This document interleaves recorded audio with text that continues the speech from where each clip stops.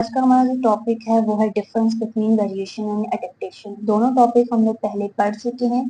तो पहले पढ़ते हैं एडेप्टेशन। एडेप्टेशन क्या है? एडेप्टेशन ऑफ फिजिकल और बिहेवियर कैरेक्टरिस्टिक्स है। ये फिजिकल और हमारे बिहेवियर कैरेक्टरिस्टिक्स है that make an organism better situated to the environment it lives in. हम जो फिजिकल, हमारा जो बिहेवियर है, हम जो जानदार चीजें हैं, हम और जितने भी ऑर्गेनिजम्स हैं, उससे बेटर तरीके से एक इन्वायरमेंट में रहने के लिए मदद देता है। दूसरी तरफ वेरिएशंस क्या है? This slight difference in inheritedly characteristics which mean that an organism can adopt different type of environment. Variations क्या है? जो हम अपने पेरेंट्स से लेकर कैरेक्टरिस्टिक्स फीचर्स आते हैं। एडेप्टेशन जो हमने एग्जांपल बियर की पढ़ी थी पीछे कि वो किस तरीके से कोल्ड इन्वायरमेंट में रह सकता है, वो गर्मी में नहीं आ सकता। अगर हम कैमल की बात करें, कैमल से डेजर्ट में रह सकते हैं, कैमल बर्फबारी में नहीं जा सकता। तो दिस इज हम कहाँ पे रह सकते हैं, हमारा बिहेवियर, हमारी फिजिकल किस चीज पे, हम लोग किस चीज पे अडेप्ट कर सकते हैं। और वेरिएशंस वहां पे आती है जो हम इनहेरिटेडली लेकर आते हैं अपने पेरेंट्स से। An example is given below. It is about tortoise living on a remote island in the Pacific Ocean. उन्होंने एक एग्जाम्पल दी है हमें एक टर्टाइज की जो कि रिमोट आइलैंड में रहता है, पैसिफिक आइलैंड में भी। A tortoise with long neck can reach food at a higher level than one with a short neck.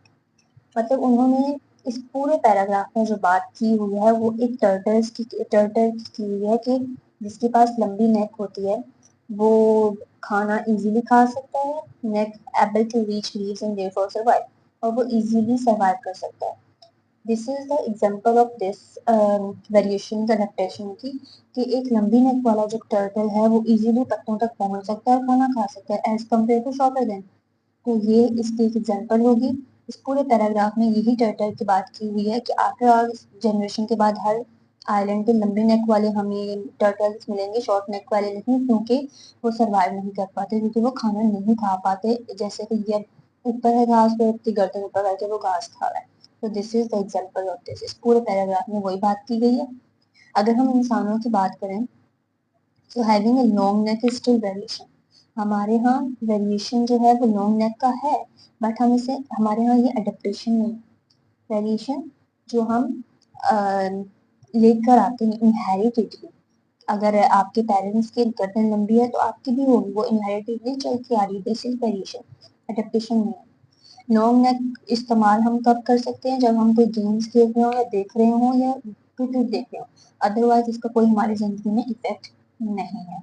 तो this is the difference between variation and adaptation. इसमें जस्ट आपने याद करना है इनका डिफरेंस, जो कि अडेप्टेशन का डिफरेंस यहाँ से स्टार्ट होगा एंड लिव इन तक, और वेरिएशन का डिफरेंस यहाँ से स्टार्ट होगा यहाँ तक। उसकी एक एग्जांपल आप टर्टल वाली दे सकते हैं और ये लिखिए। तो दिस इज, और इस पैराग्राफ में पूरी लॉन्ग नेक की बात की गई है। लेकिन क्वेश्चन ये आ सकता है कि इंसानों के यहाँ लॉन्ग नेक जो है वेरिएशन है या अडेप्टेशन है, और इसका क्या इफेक्ट पड़ता है हमारी जिंदगी पे। सो ये वेरिएशन है, इट इज नॉट अडेप्टेशन। सो एक क्वेश्चन ये है और एक क्वेश्चन आपका ये बन सकता है। इसमें से आपके दो क्वेश्चन बन सकते हैं। नेक्स्ट टॉपिक हमारे पास है genetic and inherited. The transfer of information, information का ट्रांसफर होना, that control structures, characteristics and behaviour of offspring from their parents is called heredity. Heredity क्या है? आपके पास जितनी भी इंफॉर्मेशन है, लाइक आपको बचपन में से सिखाया जाता है कि ये चीज़ ऐसी है।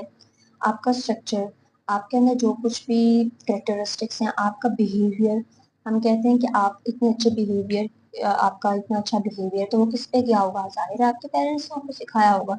तो वो चीज़ें जो हम अपने बचपन से सीखते हुए आ रहे हैं, वो इंफॉर्मेशन हो गई, वो हमारा स्ट्रक्चर हो गया, वो हमारी कैरेक्टरिस्टिक्स हो गई या बिहेवियर हो गया। This process is called heredity. Every type of animal, हर एनिमल की, प्लांट की जो भी टाइप है वो प्रोड्यूस करती है offspring which are not exactly the same. वो हर बार सेम नहीं होती as a parents, but do share some common features with them such as the shape. जैसे कि शेप हो गई। हर एनिमल, जानवर या प्लांट प्रोड्यूस करते हैं ऑफस्प्रिंग, लेकिन वो सेम नहीं होते जैसे कि पेरेंट्स है। अब सेम टू सेम आपकी फेस आपके पेरेंट्स से नहीं मिलेगी, कुछ फीचर्स मिल सकते हैं, जैसे हमने पीछे वेरिएशन में बात की थी कि आपकी आंखें मिल सकती हैं, आपके बाल मिल सकते हैं, बट आपका पूरा फेस नहीं मिल सकता। तो जैसे कि शेप मिल सकती है। जेनेटिक क्या है? Genetics is the study of how heredity work. Genetics क्या है कि हमारा हेरिडिटी कैसा काम कर रहा है। हेरिडिटी वो जो हम अपने पेरेंट्स से लेकर आए हैं। It has to explain how offspring get some of their parents characteristics but not other. ये डिपेंड करता है कि हमारे पेरेंट्स के, अब फॉर एग्जाम्पल कुछ अच्छी आदतें हम अपने पेरेंट्स से अडॉप्ट करते हैं और वो अच्छी आदतें हमारे अंदर हैं, दैट इज जेनेटिक्स। अगर मैं अच्छा काम कर रही हूँ, अगर दूसरा बच्चा अच्छा काम नहीं कर रहा है, तो वो उसके पेरेंट्स से आई है। सिर्फ वो अच्छी आदतें मेरे अंदर होंगी, दूसरों के अंदर नहीं। क्यों? क्योंकि वो मेरी जीन्स में है, वो मेरे जेनेटिक्स नहीं, मतलब पेरेंट्स से मेरे अंदर आए हैं। तो this is genetics. I hope आपका हेरिडिटी का और जेनेटिक्स का डिफरेंस समझ आ गया होगा। So the basic unit of heredity are genes. Heredity का बेसिक यूनिट क्या है? जीन्स। जीन्स कैरी करती है हमारी इंफॉर्मेशन को, हमारे कैरेक्टरिस्टिक्स को, जैसे कि हमारे कलर ऑफ योर हेयर आ गया, हाउ टॉल आर यू। अब फॉर एग्जांपल एक अंकल छोटे हैं, उसका बेटे की हाइट भी छोटी होगी, वो कहाँ से आई? उसके जीन से आई। एक अंकल के बाल कर्ली हैं, उसके बेटे के बाल भी कर्ली होंगे। तो दिस इज व्हाट जीन्स, वो जीन से आ रही है, वो हेरिडिटी है। And even if you are left handed और राइट हैंडेड, अगर आप उल्टे हाथ से लिखते हो, अगर आप सीधे हाथ से लिखते हो, अगर आपके पेरेंट्स उल्टे हाथ से लिखते होंगे तो आप भी उल्टे हाथ से लिखोगे, क्योंकि उन्होंने थोड़ा सा आपको सिखाया है, वो आपकी जीन्स में होगा। Genes are part of larger structures. हमारी जो जीन्स हैं वो पार्ट हैं एक लंबे स्ट्रक्चर्स के, जो को कहलाते हैं chromosomes, which are found inside the nucleus of every cell. हमारे पास एक सेल है, सेल के अंदर क्या होता है? बीच में न्यूक्लियस होता है, दैट इज न्यूक्लियस। न्यूक्लियस होता है और हर न्यूक्लियस के अंदर हमारे पास एक क्रोमोसोम होता है जो इस शेप का होता है, दैट इज ये हर न्यूक्लियस के अंदर पाया जाता है। तो ये हमारे पास क्या है? क्रोमोसोम्स। तो दिस इज जीन्स क्या करती है? हमारी इंफॉर्मेशन, हमारे जो कैरेक्टरिस्टिक्स हमारे पेरेंट्स से आते हैं, दैट इज जीन्स, कि कितने लंबे हो, कितने छोटे हो। जीन्स एक पार्ट है लार्जर स्ट्रक्चर्स का, जिसे हम कहते हैं क्रोमोसोम्स। क्रोमोसोम्स कहाँ पाए जाते हैं? न्यूक्लियस के अंदर, जो कि सेल के अंदर होता है। सेल के अंदर एक न्यूक्लियस होता है, न्यूक्लियस के अंदर क्रोमोसोम्स पाया जाता है। तो दिस इज, अब आप इसमें से आपका क्वेश्चन बन सकता है कि हेरिडिटी एंड जेनेटिक्स क्या है। एक क्वेश्चन ये। सेकंड ये कि क्रोमोसोम्स क्या होते हैं, वो कहाँ पाए जाते हैं। क्रोमोसोम्स जो है जीन्स के पार्ट हैं, जो सेल का जो अंदर न्यूक्लियस होता है, न्यूक्लियस के अंदर क्रोमोसोम्स पाए जाते हैं। सो दिस इज, तो आपने ये साइड बॉक्स भी देखना है कि अब हेरिडिटी किसने आइडेंटिफाई की थी। किसने की थी? ग्रीगर मेंडल ने किस ईयर में की थी, वो आपके सामने लिखा हुआ है। Founded the science of genetics. अब आपको पता है जेनेटिक्स किसने फाउंड की थी? इस बंदे ने। और इसने आइडेंटिफाई किया था हेरिडिटी को। हेरिडिटी को इसने कैसे आइडेंटिफाई किया था? एक मटर को इसने देखा था गार्डन में, पीस को, उस पे एक्सपेरिमेंट करके इसने हेरिडिटी का प्रोसेस निकाला था, हेरिडिटी को आइडेंटिफाई किया था। अब याद रखना कि किसने हेरिडिटी के प्रोसेस का निकाला था और किस एक्सपेरिमेंट के थ्रू निकाला था। नेक्स्ट, आप डिड यू नो में साइंटिस्ट हु स्टडी जेनेटिक्स, वो साइंटिस्ट जो जेनेटिक्स की स्टडी करते हैं वो जेनेटिसिस्ट कहलाते हैं। Rigger Mendel was the first geneticist, मतलब इसने जीन की स्टडी की थी, तो इसीलिए इसे जेनेटिस्ट कहा जाता है। अब हम जी जेनेटिक्स और हेरिडिटी पढ़ ही रहे हैं, तो क्रोमोसोम्स मैंने आपको बताया वो किस शेप के होते हैं, ऐसे होते हैं, that is present in the nucleus. Chromosomes क्या है? Chromosomes are inside the nucleus. वही बात जो मैंने आपको पीछे बताई कि ये एक न्यूक्लियस के अंदर होते हैं, और every one of your body cell, हर किसी के बॉडी के सेल्स के अंदर जो न्यूक्लियस मौजूद होता है, न्यूक्लियस के अंदर हमारा क्रोमोसोम्स पाया जाता है। They are the fine threads that carry bits of information about you and your characteristics. Chromosomes क्या काम करता है? आपके अंदर जितनी भी इंफॉर्मेशन है, आपके अंदर जितनी भी कैरेक्टरिस्टिक्स हैं, इसकी इंफॉर्मेशन, आपके कैरेक्टरिस्टिक्स की, आपके अंदर जितनी भी इंफॉर्मेशन है वो प्रेजेंट होती है इस क्रोमोसोम्स में। तो अगर हम डीएनए का टेस्ट करवाने जाते हैं, ब्लड का टेस्ट करवाने जाते हैं, तो इट हेल्प्स कि हम किससे बिलोंग करते हैं, कहाँ से, तो वो ये जीन्स को, ये क्रोमोसोम हेल्प करता है। So these bit of information हमारे पास हमारे अंदर जितनी भी इंफॉर्मेशन है वो क्रोमोसोम्स में होती है, और ये जो इंफॉर्मेशन है ये कहलाती है जीन्स। फॉर एग्जाम्पल, इसमें हमारे पास हम इसका टेस्ट करें और इसमें हमारे पास A+ ब्लड ग्रुप आएगा। ब्लड ग्रुप क्यों? कि उससे पता चलेगा कि हमारे पेरेंट्स का या हमारे फादर का जो ब्लड ग्रुप है वो A+ होगा। सो क्रोमोसोम्स आर जीन्स। क्रोमोसोम जो हमारे पास क्या है? जीन्स है, जो कि made of a chemical called DNA।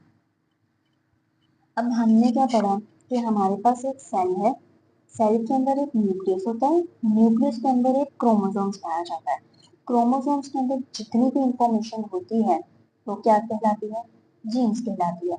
Chromosomes and genes are made up of chemical. ये जो क्रोमोसोम्स है और क्रोमोसोम्स और ये जीन्स है, ये दोनों क्या कहलाते हैं? DNA कहलाते हैं।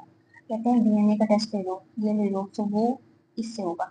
Each of your genes control one or more of your characteristics। हमारा जितना भी कंट्रोल है जीन्स का, एक या एक से ज्यादा characteristics that you inheritedly from your parents. चाहे अगर आपके बाल मिलते हैं, चाहे आपकी आंखें मिलती हैं, एक हो या एक से ज्यादा कैरेक्टरिस्टिक्स आपके इनहेरिटेडली पेरेंट्स से आते हो, ये कंट्रोल करता है जीन्स। DNA से पता चलता है। तो आई होप आपको क्रोमोसोम्स का समझ आ गया होगा कि क्रोमोसोम्स क्या है, कहाँ मौजूद होता है। सेल के अंदर न्यूक्लियस होता है, न्यूक्लियस के अंदर क्रोमोसोम्स होता है, और जिसके अंदर बिट ऑफ इंफॉर्मेशन होती हैं वो इंफॉर्मेशन कहलाती है जीन्स। क्रोमोसोम्स और जीन्स जो हैं वो एक केमिकल है दैट कॉल्ड DNA। और हम लोग जो जीन्स कंट्रोल करता है एक और एक से ज्यादा कैरेक्टरिस्टिक जो हम इनहेरिटेडली अपने पेरेंट्स से रिलेट कराते हैं। ठीक है। The chromosomes are the dark threads you can see inside the nucleus। वही बात आ गई, एक डार्क थ्रेड है, एक डार्क थ्रेड जिसे हम न्यूक्लियस के अंदर देख सकते हैं। उसके बाद डोमिनेंट एंड रिसेसिव जीन्स क्या होते हैं? The genes is a pair में कैरी द सेम मैसेज। जो जीन्स हैं वो पेयर्स में होती हैं और कैरी करती हैं सेम तरह के मैसेजेस को, but sometime one of the genes carry a different message. For example, हमारे पास एक क्रोमोसोम्स ये रहा और एक हम इसे ऐसे बना देते हैं, दोनों एक ही मैसेज दोनों के पास होगा, बट कभी कभार इसके पास डिफरेंट मैसेज होगा, इसके पास डिफरेंट मैसेज होगा। सो ये जो प्रोसेस है, so these are called genes, but same genes. Genes क्या है? इंफॉर्मेशन। क्रोमोसोम्स के अंदर हमारी इंफॉर्मेशन होती है दोनों। फॉर एग्जाम्पल, हमारे पास जीन क्रोमोसोम्स है, इसकी इंफॉर्मेशन डिफरेंट होगी और इसकी इंफॉर्मेशन डिफरेंट होगी, तो जिनके पास डिफरेंट इंफॉर्मेशन हो वो एलिगेस कहलाते हैं। For example, a person have 2 एलिगेस। इन्होंने कहा है एक पर्सन के पास 2 एलिगेस है ऑफ देयर हेयर कलर, उसकी बालों में वन पेयर है। वन ऑफ द एलिगेस से हैव ब्लॉन्ड हेयर। एक उसका एलिगेस कह रहा है कि उसके ब्लॉन्ड हेयर है एंड अदर वन से black hair. These Alices are in competition with each other। दोनों का, अब एक ब्लैक और ब्राउन दोनों का आपस में कंपटीशन है। The person with these Alices will have black hair because उसके ब्लैक हेयर होंगे। क्यों? Because the genes of black hair is more powerful than the genes of brown hair। अब उसके पास दोनों बाल, दोनों उसके पास अम, दो जीन्स है। उन्होंने एग्जांपल दिया है कि एक बंदा है उसके पास 2 एलिमेंट्स हैं बालों की कलर में। एक कह रहा है कि उसके बाल ब्लॉन्ड है, एक कह रहा है उसके बाल ब्लैक है, बट हमें उसके बाल कौन से नजर आए? कि हमें उसके बाल ब्लैक नजर आए। वाई? वाई? ये क्वेश्चन आपका यहाँ से भी आ सकता है कि उसके बाल हमें ब्लैक नजर क्यों आएंगे? Because black have black because the genes of black hair is more powerful. जो जीन्स है ब्लैक हेयर की वो ज्यादा पावरफुल है as compare to blonde hair. So the elements of black hair is dominant. जिसकी पावर ज्यादा होगी वो क्या कहलाएगा? Dominant. And produce the final hair colour. और वो जिसकी पावर ज्यादा होगी वो प्रोड्यूस करेगा फाइनल हेयर कलर। कि हमारे पास ब्लैक बाल आए हैं तो वो इस मदद से आएंगे। द एलिमेंट्स जो दूसरा कलर है वो कहलाएगा रेसेसिव, जिसकी कम पावर है। Whenever a dominant alleles pair up with recessive alleles, जब ये डोमिनेंट और रिसेसिव पेयर आपस में जुड़ेंगे, the dominant alleles produce the final product। Final product क्या आएगा? डोमिनेंट का। क्यों? क्योंकि उसकी पावर ज्यादा है एज कम्पेयर टू रेसेसिव।